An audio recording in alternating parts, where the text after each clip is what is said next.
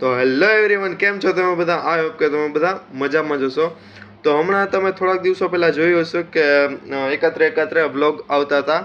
તો ત્યારે હું ફ્રી હતો, એટલે કે 5-6 દિવસની રજા ઉપર હતો જોબ ઉપરથી, એટલે આવતા હતા વ્લોગ. અને હું લગ્નમાં ગયો હતો, તો ત્યારે ટાઈમ હતો એટલે વ્લોગ આવતા હતા એકાત્રે. તો અત્યારે તો મારું ડેઈલી લાઈફસ્ટાઈલ શું છે કે સવારે 9 વાગે આવવાનું, રાત્રે 9 વાગે જવાનું, બપોરે 1-1.5 કલાકની રજા હોય છે, એટલે હું ખુદનો ટાઈમ નથી દઈ શકતો.